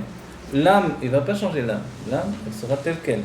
Telle qu'elle a été dans le monde de Hatzilut, elle sera ensuite. Il faut savoir que si l'âme vient du monde, elle vient toujours du monde de Hatzilut, mais si ensuite elle s'est habillée dans Bria, par exemple, c'est que la Bina, la réflexion du monde de Hatzilut, a agi sur cette âme-là. C'est-à-dire qu'une âme de Bria, elle est totalement intellectuelle. Et quand je dis totalement, c'est totalement. Comme on dit par exemple un philosophe, vous voyez ? Donc s'il se retrouve dans la Chassidut, c'est ce livre-là qu'il va étudier, qu'il va dévorer, qu'il va... Et quand il sera arrivé enfin à ce livre-là, après avoir étudié des tas d'autres livres, alors il aura... Mais il n'aura pas d'autre plaisir véritable dans la vie que ça. Vous voyez ? Et même si en dehors de ça, il s'en fiche de tout, et que peut-être même il peut, s'il n'a pas de vêtements purs de par la naissance, puisqu'il y a une nécessité, dira le Tanya, que les parents se sanctifient au moment de l'union, s'il n'a pas ses vêtements purs, il n'empêche qu'il aura quand même une âme de brillant. C'est-à-dire qu'il sera peut-être grossier, mais son plaisir à lui, son unique désir, c'est d'étudier. D'étudier des textes intellectuels qui apaisent son âme, vous voyez. Il est tout le temps sur. Tant qu'il n'a pas fait, il n'est pas bien. Tant qu'il n'a pas fait, il n'est pas bien. Et même se retourner dans le monde après avoir étudié, alors c'est aussi une souffrance pour lui. Vous voyez ? Mais en réalité, s'il est né dans la Kedusha, ou s'il a fait une vraie tchouva, alors il peut avoir un équilibre dans son expression et être capable finalement de prendre sa place dans le monde. Une âme de Yetzira, elle sera une âme sentimentale. Vous savez, quand on dit intellectuel, même les anges du monde de Bria sont intellectuels. C'est-à-dire un intellect qui exprime le divin. Donc comprendre Dieu, c'est le but du monde de Bria. Le monde de Yetzira sera sentimental. Donc si notre âme en descendant s'est arrêtée dans Bria, on va être totalement intellectuel. Le reste, on s'en fiche. Manger, boire, dormir, d'accord. Mais c'est pas ça ce qui fait une vie, c'est pas ça ce qui fait un homme. Le plaisir, c'est quelqu'un qui est capable de s'enfermer tout seul du matin au soir, de journée entière et d'étudier. Ça, c'est une âme de brillant. Avec le séchem. Avec le séchem. Pas le régage. Voilà, sa jouissance, ce sera intellectuel. Dans le monde de Yetzira, c'est les sentiments qui vont primer. Même si l'âme est intellectuelle encore, dans le monde de Yetzira, et elle a une conscience du divin de manière intellectuelle, ça ne va pas être un intellect froid tel qu'il est dans le monde de Bria. Pourquoi dans le Bria c'est un intellect froid ? C'est parce que c'est un intellect qui est au commencement, à son commencement. Donc il est totalement un intellect analytique uniquement, il ne s'épanche pas dans les sentiments. Si une personne comme ça n'a pas eu effectivement un raffinement à la naissance, il peut avoir une dualité terrible entre sa personne sentimentale et son intellect. Donc il peut avoir vraiment une séparation des deux. Une âme de Yetzira, la Klipa Noga du monde de Yetzira. La Klipa Noga, c'est toujours la mesure d'équilibre entre le bien et le mal. Dans le monde de Yetzira, il est dit Chetzio Tov, Chetzio Ra. Moitié bien, moitié mal. Donc en traduction de ce qu'on a vu tout à l'heure, moitié éloquente et moitié conscience d'exister. Alors ça, c'est le plus difficile à vivre. Une âme de Yetzira, c'est celle qui a le plus de souffrance. Voilà. Parce qu'à la fois, Tout ça, c'est expliqué dans le Derech Haim de l'Admor Amsaï. On ne peut pas évidemment inventer ce que je dis là, parce que c'est tout ce qu'on est. C'est une science exacte, on va dire, parce qu'elle est divine. Donc, dans Yetzira, c'est-à-dire que c'est une âme qui peut pas, elle ne peut pas recevoir de l'intellect pur, froid. Quand elle s'exprime, elle a besoin de l'exprimer par ses sentiments. Ça tend évidemment vers l'expression artistique, vers l'expression littéraire, vers toutes sortes d'expressions. La recherche de la beauté, un équilibre de la beauté, un équilibre des choses. Donc une âme qui aura ce sens de l'équilibre, mais qui sera en lutte également avec elle-même. En lutte avec son côté, sa tendance à la vision de l'existence et sa situation d'attachement au divin. Évidemment, le plaisir de cette âme-là, il viendra du divin, mais en même temps de l'expression du divin dans ses sentiments. Donc, en d'autres termes, aujourd'hui, ce sera une âme qui aura un grand plaisir à la psychologie, qui plus est une psychologie intellectuelle telle qu'on découvre en général, la psychologie, de toute façon, c'est intellectuel, mais ce sera une âme qui ne pourra pas faire abstraction de psychologie. Vous voyez ? Mais elle pourra toujours s'équilibrer avec les autres côtés si elle est passée dans chaque monde. Oui, mais non. Effectivement, normalement, mais c'est pas aussi simple que ça. Parce que dans le monde où on a été mitakev le plus, où s'est arrêté le plus, c'est ce monde-là qui devient notre monde. Et évidemment, c'est pas au hasard, on va dire. Alors dommage, moi j'aurais bien voulu m'arrêter dans le monde de Bria, intellectuel. Ça dépend pas de nous de nous arrêter. En fait, ça dépend pas de nous. Ouais. C'est prédestiné par le monde de Hatzilut. Voilà. Dans le monde de Hatzilut, il y a des ramifications desquelles vont découler les autres mondes. Il est dit que Chochma mekanen be'atzilut, Chochma, la sagesse divine, elle brille dans le monde de Hatzilut. La Bina, la réflexion divine. Donc pour l'instant, c'est deux notions intellectuelles, quoique la Chochma, c'est pas vraiment l'intellect que l'on comprenne. La Bina, mekanena be'kursaya. Kursaya, c'est le monde du qui sait. Donc la Bina, elle, la réflexion divine, elle brille dans le monde de Bria. Et c'est pour ça que le monde de Bria est un monde de réflexion intellectuelle. Parce qu'il découle de l'influence de la Bina. Dans le monde de Yetzira, c'est Zeranpin. Ce sont les sentiments du monde de Hatzilut qui brillent dans Zeranpin. Vous comprenez, ces mondes-là, ce sont comme des vêtements uniquement du monde de Hatzilut. D'accord ? Donc finalement, dans Yetzira, c'est les sentiments qui vont prendre le dessus. Pourquoi ces sentiments ils vont prendre le dessus ? Parce que finalement, même l'intellect ne pourra pas limiter les sentiments. Il ne pourra pas faire abstraction tout au moins des sentiments. Donc c'est une âme qui est en lutte avec l'existence. Avec sa propre existence, avec son propre sentiment de grossièreté. Vous voyez ? Elle a un désir de négation de sa grossièreté, en même temps elle a grossièreté en sous-entend le sentiment d'exister, vous voyez, qui peut aboutir à une grossièreté même. Et on a dit, à nouveau, s'il n'y a pas eu une préparation par une naissance, au moment de la naissance, une sanctification des parents, donc sanctification, vous vous rappelez, c'est simple, que tout au moins au moment du don de la semence, que à ce moment-là, le père, et même la mère, plus encore le père, pense à des sujets de Gdusha, pense à la sainteté, pense même, dira le Reshit Chochma, au visage des tzadikim. Donc ça va prédisposer l'âme à pouvoir s'exprimer dans la pensée, la parole et l'action de manière pure. Mais elle a déjà fait son cheminement. Elle l'a fait, mais justement, ce qui est dit dans le Tanya, et qui est incroyable, c'est que même une âme élevée, elle a besoin de la sanctification des parents. Pourquoi ? Parce qu'on a dit que même une âme de Bria, elle peut être en exil. Alors qu'une âme de Bria, elle est vraiment au-dessus de la mêlée. Elle est totalement en dehors de la situation de chute du monde, en fait. Elle n'est pas... Vous ne pouvez pas la tromper avec le monde du plaisir, du monde, elle s'en fiche. Qu'est-ce que ça fait pour elle ? Son plaisir, c'est de se livrer la parole. Voilà. C'est comprendre. Comprendre Dieu, en fait. C'est ça son but. Elle est venue au monde pour comprendre Dieu. Donc, ce sera sa vie. Elle ne veut pas rien faire d'autre, ni travailler, ni rien. Elle veut comprendre Dieu, elle donnera toute sa vie à cette compréhension. Je suis en train de poser la question, qu'est-ce qui vaut mieux et dans quel monde ici ? Le monde de Bria est plus facile à vivre que le monde de Yetzira. Ouais, j'ai l'impression. Le monde de Yetzira, c'est vraiment... si on l'étudie un jour dans le livre du Rabbi de Anne Ramsey, on verra.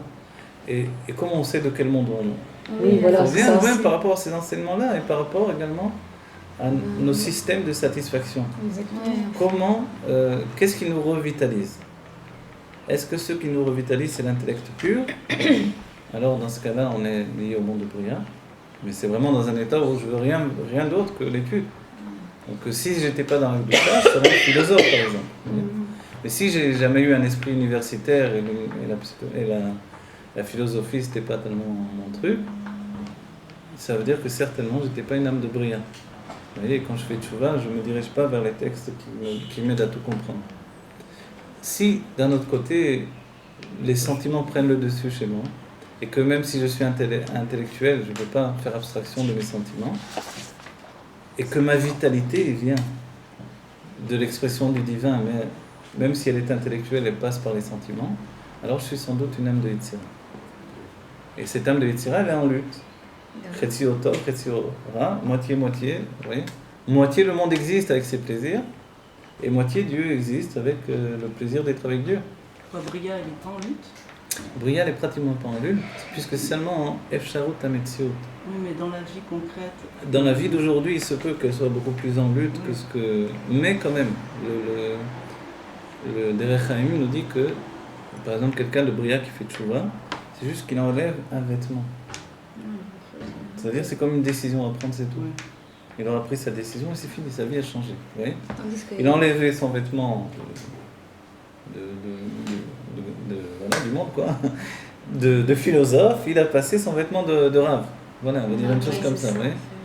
Et Je comprends pas Yetzira, très bien. Mais c'est dur pour lui, il n'est pas dans la réalité du monde, puisqu'il est que dans la compréhension Alors, du c'est divin. dur par rapport au monde que l'on vit aujourd'hui, Ouais, c'est ça. exactement. Ouais. Mais, et s'il n'a pas. En fait, s'il est né avec des vêtements raffinés, ce ne sera pas si dur que lui. Mais s'il est né- Voilà. Ce sera donc au contraire, il pourra concevoir qu'il est au-dessus des autres et il pourra vivre bien sa supériorité. Vous voyez? Comment il fait ce tikkun s'il n'est pas né dans des S'il n'est pas né, vêtements? c'est ça. C'est plus difficile. Et ça, c'est dans Bria. C'est plus Dans difficile, Bria. c'est dans Bria, c'est Ce plus que je difficile comprends parce pas que. mal, c'est la relation entre le cheminement de l'âme après la naissance et le rapport avec l'enfance s'il y a eu des traumatismes qui ont perturbé complètement l'existence de l'individu. Ouais. Il y a eu déjà le cheminement de l'âme, je n'ai pas tellement saisi le D'accord. truc. On va dire comme ça, regardez. Quel impact ils ont les... Ben oui, Il y a effectivement la descente de l'âme ok. avec tout ce que ça comporte comme situation d'expression. Comment vous dire? Si je dois faire quelqu'un doit faire quelque chose de particulier, on va le préparer. Voilà, les gens qui montent sur la Lune, on les prépare pour monter sur la Lune. Donc ils vont s'exercer à subir la pression atmosphérique, etc., à flotter, je ne sais pas, des tas de choses qu'ils font. Ils vont même aller sous l'eau, parce que la pression sous l'eau, elle peut être comparable, etc. Jusqu'au moment où ils sont prêts pour le moment à venir. Oui. Et ça, c'est physique uniquement. Spirituellement, ça s'accompagne psychologiquement de la préparation. Nous, pour venir se confronter à un monde où il va y avoir une telle dualité entre le divin et la réalité de la matière, n'oubliez pas que jusqu'à l'âge de la bar mitzvah, ou la bar mitzvah chez une fille, l'âme divine n'est que makif, c'est-à-dire elle n'est pas une conscience intériorisée dans notre être. Elle est seulement une influence extérieure.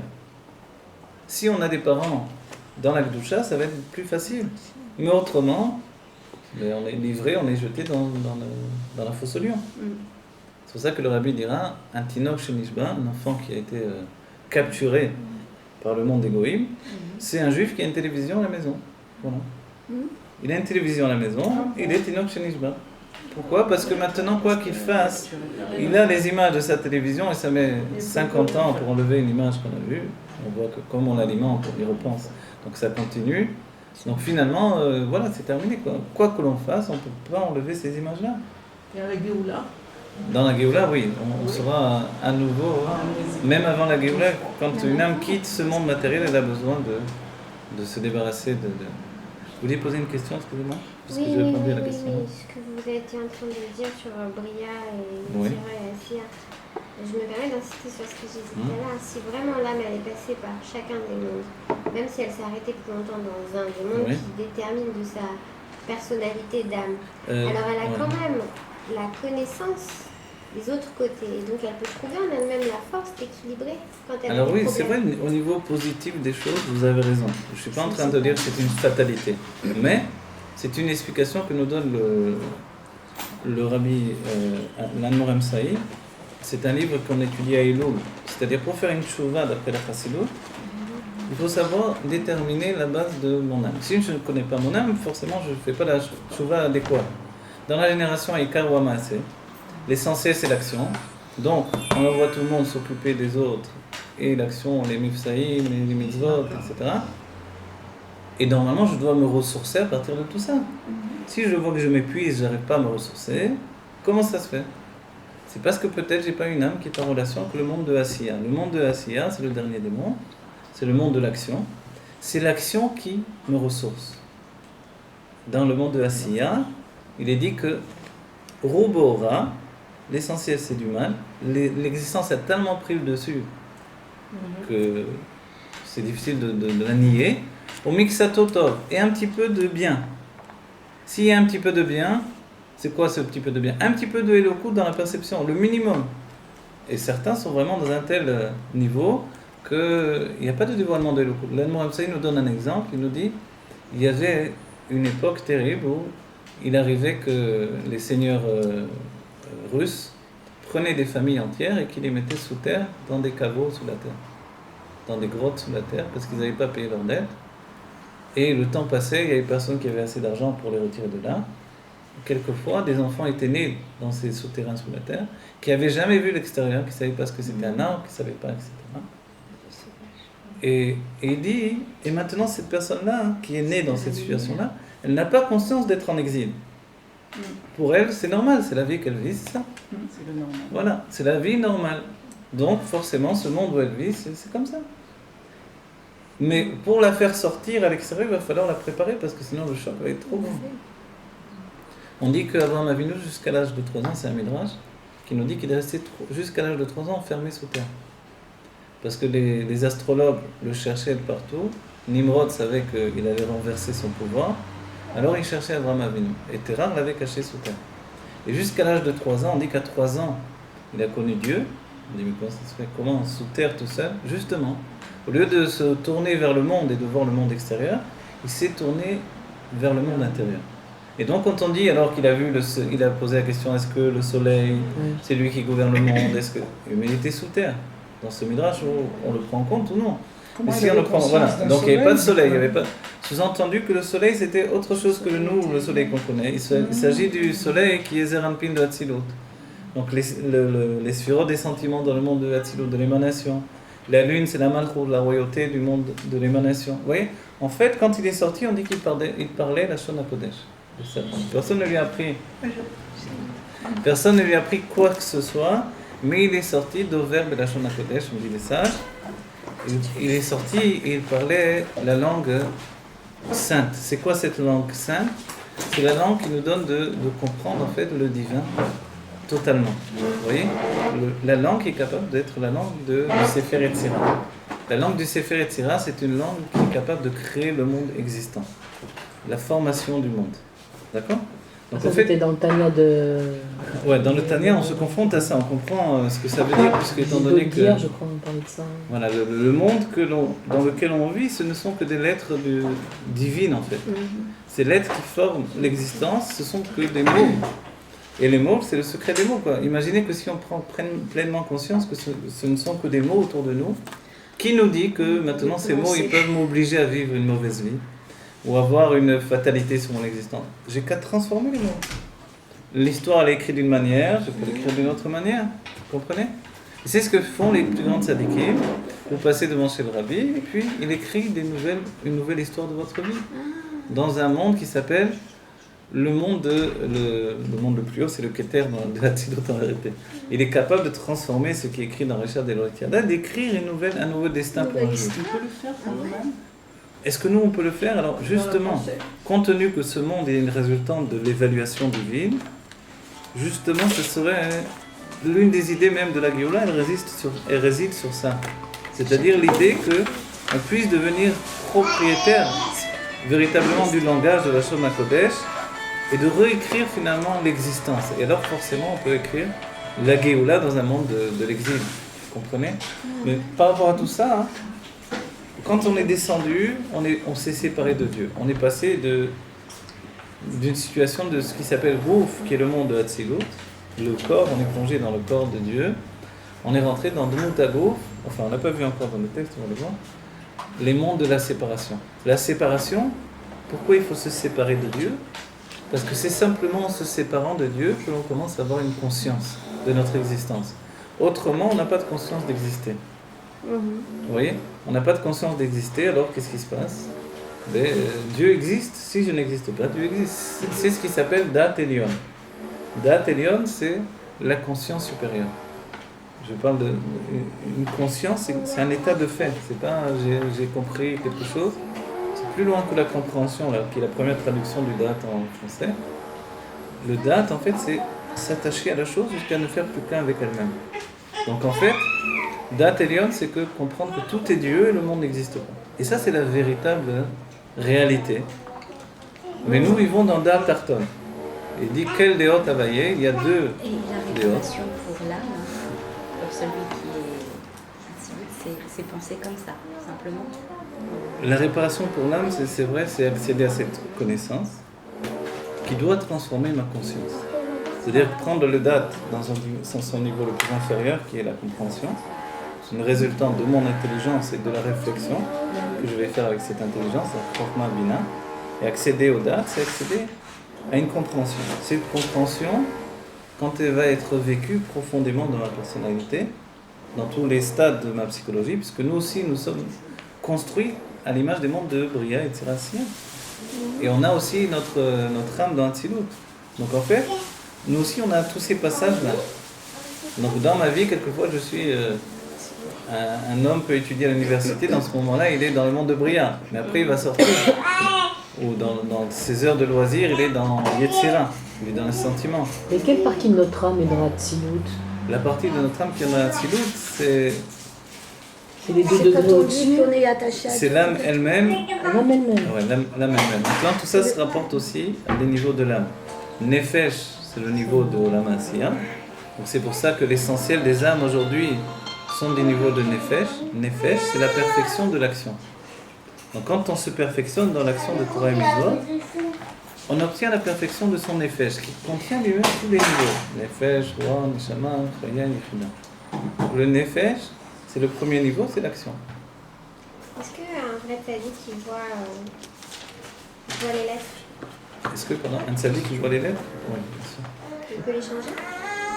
Alors ce qu'on a dit, c'est que oui, le rabbi écrit dans un mamar qu'un tzaddik, maintenant c'est le niveau le plus haut des tzaddikim, ça s'appelle un chassid. Pas un chassid comme on dit populairement, mais un chassid dans le niveau, il y a tzaddik, yachar et chassid. Le chassid, c'est le niveau le plus haut.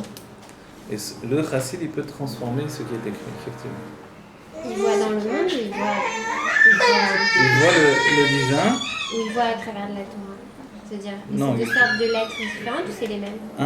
L'Admorazaken se mettait sous un arbre et il regardait les noms divins qui composaient l'arbre. Il voyait l'arbre naître du néant à partir des noms divins qui le composaient. Donc, C'est extraordinaire aussi de voir comment une lettre s'associe avec une autre. exactement, ça c'est la science de Sefer Yetzirah justement C'est magnifique. de Abraham Avinu. C'est la Shon HaKodesh qui est capable de créer en fait la formation de l'existence. Donc vous comprenez, tout ça c'est un cheminement. C'est pour ça Shara Yichud et Haïmouna de Tanya, il est essentiel. Parce que si on n'a pas compris ça, qu'on est dans une sorte de grand livre que Dieu a écrit, alors on ne comprend pas ce qui se passe finalement. Mais si on a compris que c'est un livre, forcément, entre guillemets, bien sûr, c'est-à-dire que tout est écrit, qui nous dit que nous, on ne peut pas apprendre également à écrire. C'est là où, voilà, les tzadikim, voilà, apprennent à écrire et du coup, ils peuvent changer effectivement des chapitres entiers de l'existence. Alors, on leur donne une limite, Dieu leur dit doucement. Elles sont dans quel monde, les lettres? Les lettres, elles apparaissent en vérité dans le monde de Bria. Elles s'expriment dans les sentiments du monde de Yetzira. Et puis ils vont s'écrire dans le monde de Asiya. Donc les Luchot vont passer tous ces stades également. Les tables de la Torah. En fait, tout ça, on a dit pourquoi on a expliqué tout ça, pour comprendre comment, finalement, si on parle de gouf, de mout à gouf, la ressemblance d'un corps, on peut parler de ressemblance d'un corps, entre guillemets, c'est-à-dire d'une structure d'expression à partir des mondes de Bria, Yetzira, Asiya. Pourquoi ? Parce que depuis ces mondes de l'expression, on rentre dans la structure du corps. La tête, c'est le monde de Bria. Le corps lui-même, essentiellement, le corps, c'est le cœur. Et même les bras, ce sont les sentiments, l'esprit, c'est l'expression des sentiments, puisque la main, elle donne et elle prend. Elle peut frapper, que Dieu préserve, elle peut caresser. Donc on voit que les mains sont vraiment l'expression des sentiments. Les mains, on a dit, s'élèvent au-dessus de la tête, donc elles prennent leur source dans l'inconscient. Donc c'est comme les sentiments exactement. Et puis il y a l'action, ce sont les pieds. Les pieds et curieusement la bouche qui fait partie du monde de l'action. Mais tout en étant relié avec le monde de l'intellect, le monde de Bria, et en étant au-dessus du monde de Yetzira. C'est pour ça que quelqu'un qui lui-même a des problèmes, il peut très bien aider les autres aussi. Souvent, les gens simples viennent objecter, mais comment telle personne, elle peut parler... Plusieurs degrés. Voilà, elle peut parler des autres, elle donne des conseils aux autres, alors qu'elle, elle ne sait pas regarder, elle ne sait pas corriger elle-même. Justement, la Chassidut nous apprend que, non, bien sûr, c'est pas parce que tu t'es pas corrigé que tu peux pas aider quelqu'un d'autre, au contraire. Quelqu'un qui dans ses problèmes, il n'arrive pas à prendre un peu de recul. Il arrive peut-être pour les autres, mais... Il arrive pour les autres plus facilement, parce que pour les autres, il a ce recul nécessaire. Voilà. Et ça, c'est une chose extraordinaire. On voit aujourd'hui des photos, quelqu'un qui a les cheveux longs, les boucles d'oreilles, etc., il est en train de mettre des tefilines à l'autre, et ça, c'est la réalité que le Rabbi a dévoilée dans le monde. Cette réalité, c'est une existence. C'est parce que la conscience, et si on le voit dans le corps, justement la parole, la bouche, elle se trouve au-dessus du cœur, des sentiments. Donc elle peut très bien comprendre ce qu'il faut faire tout en n'étant pas capable de le faire. Et dans notre réalité à nous, ces mondes-là, ils arrivent depuis le mouskal de l'âme, c'est un des klalim importants aussi. Mouskal, mourgash et moudba. Mouskal, ce qui est réfléchi, c'est lié au monde de Bria. Mourga, ce qui est ressenti, et Moudba, ce qui est dévoilé dans la réalité, quoi, qui fait partie de ma nature. Répétez le dernier. Moudba, c'est Teva. Vous voyez, Teva, ça veut dire en hébreu, ça vient du terme d'être englouti. Donc la Teva, c'est ce qui nous engloutit, c'est la réalité qui nous engloutit. Alors les âmes de Asiya, elles, qu'est-ce qu'elles ont de particulier ? C'est qu'elles se revitalisent dans l'action. Donc ces âmes, ce seront les plus heureuses aujourd'hui. Oui, c'est ce que je voulais demander justement, puisque le monde c'est de Asiya. Alors ceux qui ne sont pas de Asiya, c'est terrible pour eux. Il y a eu des autres époques, des époques où les âmes étaient plus élevées. Forcément, le système de fonctionnement du monde était moins matériel, moins matérialiste. Aujourd'hui, ce qui est, on va dire, à la fois merveilleux et affreux, c'est que l'intellect fait des grandes choses dans la réalité. Alors, ça veut dire, pourquoi c'est affreux ? C'est bien. Oui, mais en même temps, l'intellect est de ce fait-là corrompu par l'existence. Jusqu'à présent, il était en dehors de l'existence. Donc il pouvait rester au-dessus de la mêlée. Et les gens pouvaient être intelligents et en dehors de l'enfermement de la matière. Aujourd'hui, même les gens intelligents sont enfermés dans la matière. Et c'est là où c'est grave. Vous voyez ? C'est-à-dire que les gens intelligents mettent leur intelligence au service de la matière et finalement, ils peuvent être des idiots, entre guillemets, alors qu'ils sont très intelligents. Comment ça se peut ? C'est parce que voilà, leur intellect sert à fabriquer des machines sophistiquées, et à étudier des mathématiques appliquées, etc. Je voulais plus parler des gens qui sont, disons, de Bria, qui trouvent leur plaisir dans l'étude et qui ne sont pas faits pour ce monde, qui est le monde de Asiya, de même. Oui, exactement. Je sais. C'est une souffrance, mais elle est moins terrible que celle du monde de Yetzira. Pourquoi ? Parce que le monde de Yetzira, il est dit même, c'est Rofé Cholim. Le nom MCI donne là-bas que les trois termes qu'on utilise, Matir Asurim, Rofé Cholim, Zokef Kefufim. Voilà, Zokef Kefufim, c'est le monde de Bria. Ça veut dire qu'il relève ceux qui sont courbés. Donc une âme de Bria, elle est juste courbée, tant qu'elle n'a pas fait de Tchouva. Quand elle a fait de Tchouva, elle se relève. Elle se relève parce qu'elle comprend. Sa force, c'est de comprendre ce qui se passe. Comme elle comprend qu'elle est au-dessus des autres et qu'elle ne peut pas se mêler des autres, essayer de vivre une vie qui n'est pas la sienne, Elle peut s'en sortir qu'en se donnant à sa vie. Donc elle se déconnecte du monde et se donne à l'essentiel de sa vie. Donc son esprit, son intellect la préserve de la chute dans la vie. Et celui qui a une nécessité de se relier au monde de la vie, au monde des sentiments, qui a une nécessité d'avoir de l'affection des autres, d'avoir un contact constant avec les autres, qui ne peut pas vivre simplement dans son intellect, mais même s'il est intellectuel, mais il ne peut pas vivre uniquement dans cet intellect, il a besoin constamment d'avoir quelqu'un qu'il aime et qui exprime cet amour, pas simplement qu'il aime, mais qui exprime cet amour, donc il a besoin d'avoir toujours un reflet de son amour, de l'amour de l'autre dans son propre cœur à lui, etc. Au contraire, finalement cette personne-là, elle est une âme de Yetzira. Et pour elle, c'est difficile parce qu'elle n'est pas matérielle. Donc comme elle n'est pas matérielle, elle s'étouffe dans le monde matériel, elle souffre. Parce que le monde matériel ne la revitalise pas. Comme les autres âmes qui sont l'essentiel du monde aujourd'hui, les âmes de Nefesh, qui elles sont totalement dans la matière et tout le monde court et tout le monde prie vite et tout le monde va vite et tout le monde... C'est pas les écorchés vifs, on appelle ça Oui, d'une certaine manière, c'est les écorchés vifs, etc. Alors, celui qui n'a pas fait tchouva,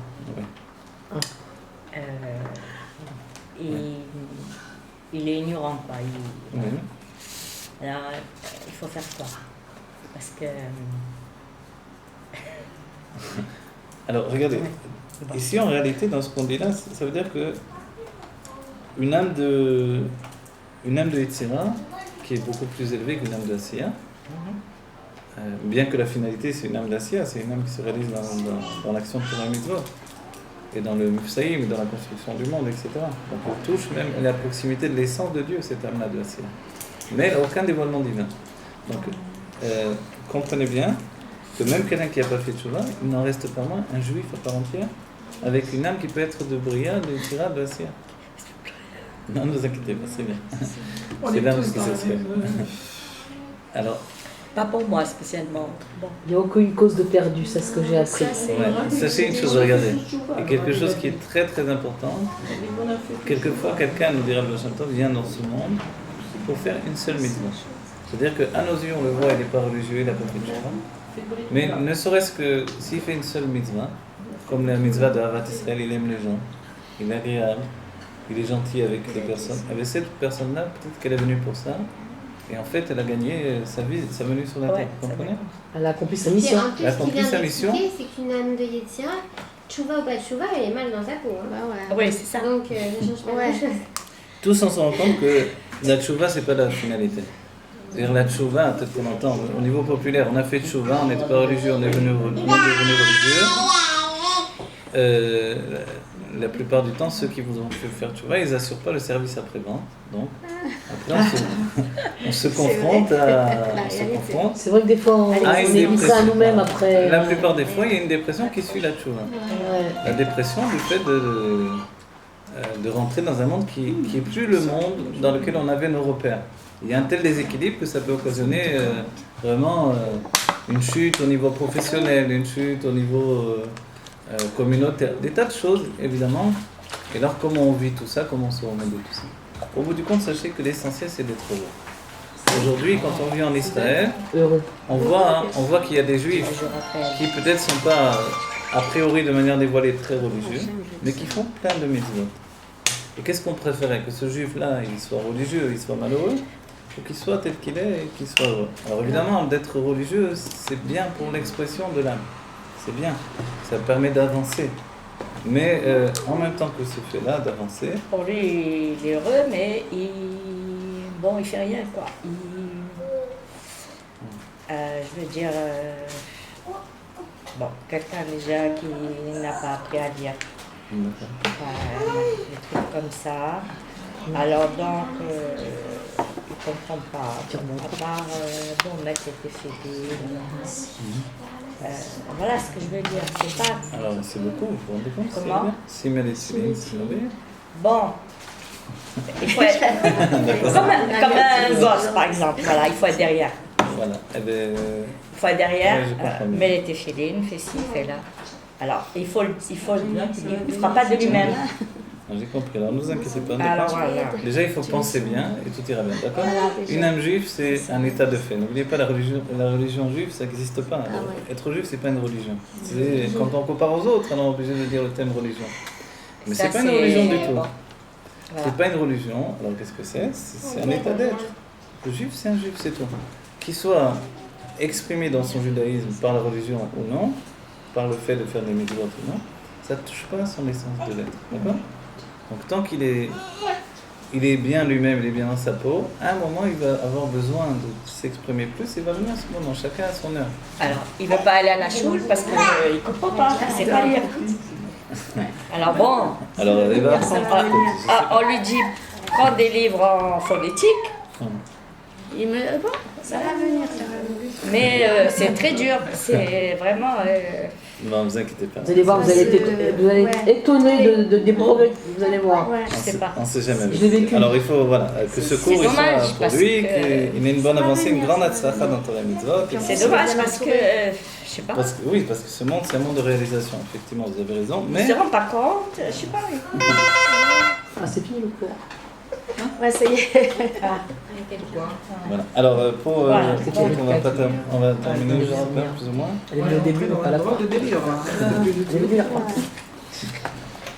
Alors maintenant, vous avez compris dans tout ce qu'on a parlé donc de cette séparation. Tout ce dévoilement, c'est les mondes de la séparation. Ce monde de la séparation sont les mondes de Bria, Yetzira, Asiya. Ce sont des mondes divins, mais qui entraînent vers la conscience d'exister. Dans le monde de Yetzira, cette conscience d'exister devient une réalité au moins imaginaire. On va dire que l'imaginaire, qui est à la base de, on va dire le 3/4 également de notre chute, ou la moitié de notre chute, d'après ce la moitié de notre chute, ça provient du monde de Yetzira. C'est pour ça que Yetzira, c'est aussi le terme Yetzer. Yetzera Tov, Yetzera Ra. Où est-ce que ça naît ces deux Yetzer? Dans le monde de Yetzira. Yetzera Tov, Yetzera Ra, mais c'est un monde divin. Mais un monde divin où il y a déjà également une conscience d'exister tellement fort que j'ai besoin de me comprendre. De me comprendre exister et de dévoiler mon existence à travers une image. Une image, c'est aussi la conclusion d'un imaginaire. Chacun a notre imagination. Quand on lit un livre, on imagine tous un petit peu différent. Même s'il y a une bonne description, on a des points de différence les uns des autres. Et en réalité, comment je regarde la vie? Je la regarde d'après mon imaginaire. Mon imaginaire, c'est-à-dire d'après les images que j'ai au-dedans de moi. C'est-à-dire que quelqu'un qui voit bien aura des images claires, quelqu'un qui voit mal aura des images plus floues. C'est pas juste lié aux lunettes, c'est lié à la vision plus ou moins divine ou plus ou moins matérielle. Vous voyez?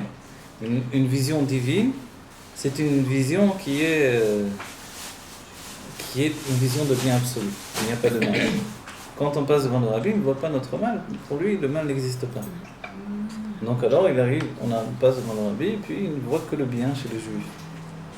Donc il voit l'âme du juif, il voit ses problèmes, il voit la source de sa problématique, il voit comment son destin est écrit dans le monde de Richard Eloï Yadin, qui s'appelle, c'est l'intériorité du Keter. Donc la tête qui ne se connaît pas, que nous, on ne connaît pas totalement. Et lui, il voit là-bas ce qui est écrit, il efface ce qu'il y a de mauvais, il réécrit quelque chose de bon. Quelqu'un qui ne pouvait pas avoir d'enfant, hop, il efface, il écrit, cette personne aura un enfant. Et la chose se réalise. Et ça se passe très vite chez le rabbi, on n'a même pas le temps de réaliser. Bracha, il fait que les brachot qui étaient coincés, les bénédictions coincées dans les mondes divins, parce que souvent, à cause des accusations, dans chaque monde, il y a un tribunal qui nous juge par rapport à ce que l'on doit recevoir. Oui, il y a une douane. Voilà, et puis ça reste bloqué, la douane ne laisse pas passer. On n'a pas payé le... Et le rabbi, on passe devant le rabbi, il débloque tout ça. Et là... On n'a plus. Et il fait. On a toujours par Gorod Kodesh, par l'étude, par la Emouna. Et puis on a Dieu qui peut agir sur notre destin On peut dire également. que ça agit vite aussi. Le rabbi, le mec, il donne ses propres. Voilà, quand c'était chez le rabbi, c'était automatique. C'est-à-dire la personne sortait. Le rabbi avait donné une bracha, et quelqu'un m'avait rapporté, c'est massé. À quelqu'un pour qu'il ait des enfants, et la personne n'avait pas d'enfants, et le temps passé, des années. Il est venu chez le rabbi, il a demandé une bracha pour avoir des enfants. Et après le rabbi vient à la prière, Et il voit cette personne là-bas en train d'étudier. Il dit, mais qu'est-ce que tu fais là, toi? Il dit quoi? Je comprends pas ce que Rabbi dit. Il dit, mais je t'ai donné une bracha pour avoir des enfants, file. C'est-à-dire, je t'ai débloqué maintenant, va vite, et cette bracha, elle doit se réaliser. Donc, tu vois. Donc, Il y a un temps à tout, quoi. Il y a un temps à tout. Je vais encore poser une question, excusez-moi, ça revient tout le temps. Ce lien du Bria et Sira qui entraîne la conscience d'exister. D'où vient cette conscience d'exister si dans le monde de Hatzilut, tout est un, il n'y a pas de... Il y a alors, vous avez raison. Les équilibres sont complètement unifiés, alors c'est quoi? Alors la conscience d'exister, elle vient de l'évaluation qui a précédé même l'émanation des mondes. Donc on a dit, il y a l'émanation des mondes qui aboutit au dernier monde de l'émanation, qui est le monde de l'émanation, de Hatzilut. Et après, il vient la création. La création, c'est cette émanation, donc, cette lumière divine, cette expression divine qui va se projeter dans les mondes de création, et formation et action où on est. Mais maintenant, c'est vrai, a priori, dans Hatzilut, c'était un monde de bien absolu, mais en réalité, quand Dieu a voulu l'existence des mondes, il y a eu une évaluation qui a précédé, et cette évaluation, elle est la source même de l'image que l'on verra apparaître dans Yetzira. On a dit que dans Yetzira, il y a l'apparition d'une image. S'il n'y a pas encore la matière, il y a déjà l'image du monde de la matière. Cette image-là, elle vient de l'évaluation divine. C'est pour ça que l'image a une source très très forte. Et qu'un homme qui voit une photo, il devient fou. Il perd la tête pour une photo d'une femme alors que c'est qu'un bout de papier. Qu'est-ce qu'il a à perdre la tête, oui.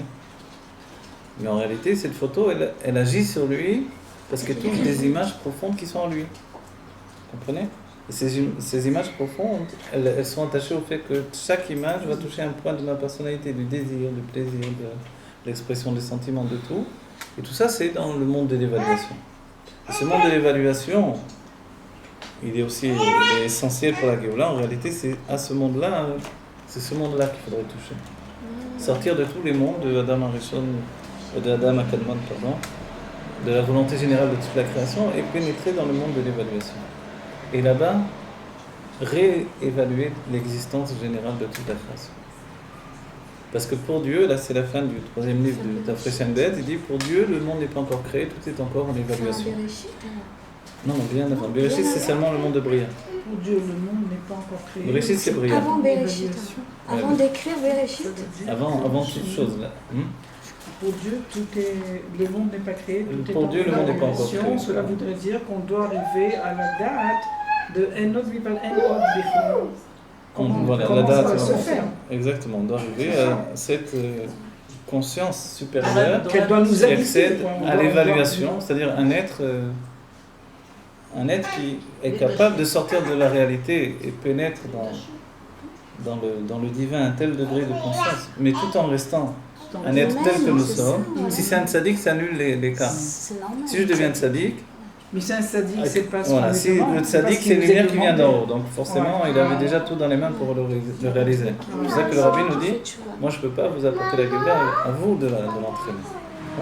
C'est pour ça que vous avez dit que les tzaddikim nous disent que tout est possible, mais c'est pas eux qui peuvent nous dire ça. Voilà, exactement. En réalité, donc à nous qui sommes dans l'enfermement de la situation, d'arriver à libérer. Et c'est curieux parce qu'on dit quelqu'un qui est voilà, c'est quelqu'un qui est enfermé, emprisonné, normalement il ne peut pas se libérer lui-même. C'est pour ça que le travail du rabbi, c'est de nous donner les clés pour se libérer. Alors on a reçu les clés, maintenant il nous dit, bon, ça y est, vous avez les clés, mettez dans la serrure, ouvrez la porte. C'est qu'on trouve pas la serrure, je crois que c'est ça. Pas les bonnes portes. On a les clés avec la clé d'essayer. Parce qu'on a les clés, on a les clés, dans la Chassidut, même Admor Emsaï nous a transmis ce qui s'appelle la clé de la Chassidut, etc. Donc, on a de quoi, si on l'étudie tout ça, et que c'est vraiment devenu ma conscience, que je ne me laisse pas entraîner par le monde, que ça continue à exister en moi après le moment où j'ai fermé le livre, alors je suis devenu un être divin tout en étant un être humain encore. Et je réalise la jonction du Da'at Elyon et Da'at Tarton, de la conscience supérieure où tout est Dieu, et la conscience inférieure où tout est le monde matériel, c'est-à-dire tout est moi. Enfin, la synthèse des deux. Voilà, et cette fusion des deux, c'est la Géoula. Et à ce moment-là, concrètement, si un être tel que moi a réalisé, dans sa conscience, le monde pénètre dans la Géoula parce que j'ai pénétré dans l'évaluation. Comme on est avant l'existence, avant même l'émanation des mondes, forcément tout peut changer. Il n'y a plus besoin, il n'y a plus de nécessité de l'exil, il n'y a plus de nécessité de ce système éducatif que Dieu a mis en place depuis le commencement où Adam Arishon est sorti du Gan Eden. Il est sorti du Gan Eden pour commencer un système éducatif qui est de fauter pour faire tchouva, pour transformer le monde qui était le monde qui m'attirait vers la séparation de Dieu. Oui. Qui est la volonté divine. Qui est la volonté divine, puisque Dieu nous a séparés du monde de Hatzilut, nous a plongés dans les mondes de la séparation, Bria et Tzirasiya, pour qu'on arrive avec un cerveau préparé, une âme qui est déjà en conscience de séparation, qui forcément, quand elle vient dans le monde matériel, elle plonge dans la matière, elle s'en donne à cœur joie. Si c'est une âme de Asiya, elle se roule dans le plaisir du monde, mais elle n'a pas de Hitpalut Elokit. Ce que dira l'Admor Amsaï dans Contraste à Hitpalut, même dans Derech Haim, il donne la clé, en fait, une des clés essentielles de la renaissance de l'âme, c'est la Hitpalut. La Hitpalut, c'est l'émerveillement. Maintenant, si ce que l'on a étudié aujourd'hui, ça occasionne chez vous un émerveillement, c'est-à-dire que ça provoque chez vous quelque chose, c'est merveilleux, c'est incroyable tout au moins. Donc, cette Hitpalut, elle crée dans l'être une transformation, une élévation de l'âme. Une âme de Asiya, si elle n'arrive pas à avoir une Hitpalut Elokit, c'est-à-dire qu'elle n'arrive pas à prendre conscience de la grandeur de Dieu par l'étude de la Torah, si ce n'est un seul instant comme ça où elle a un petit émerveillement, mais ça ne va pas rester en elle, elle n'aura pas un reshimo, une trace de cette Hitpalut, de cet émerveillement, alors elle ne pourra pas évoluer réellement. Ce qui la fera évoluer, c'est uniquement l'action. Ouais. Une âme de Yetzira commence à avoir une Hitpalut, et au contraire, elle est à la recherche de l'Hitpalut, de l'émerveillement. Une âme de Yetzira ne peut pas vivre sans être émerveillée. Et l'émerveillement, l'émerveillement conduit aussi à la crainte. L'émerveillement, il conduit à la vie en général, il conduit à la passion de vivre, tandis qu'une âme de Asiya, elle peut être très bien... elle n'a pas une grande chute, elle est déjà au ras de terre. Entre guillemets, c'est le bon et le mauvais. C'est-à-dire que le bon, c'est qu'elle n'a pas de chute terrifiante, donc elle peut faire tchouva comme ça, elle a juste changé ses actions, c'est tout. Mais on n'attend pas, nous dit l'Admor Amsaï, d'une âme de Asiya, qu'elle ne recherche pas le kavod et qu'elle ne tire pas de plaisir de la nourriture et des plaisirs du monde.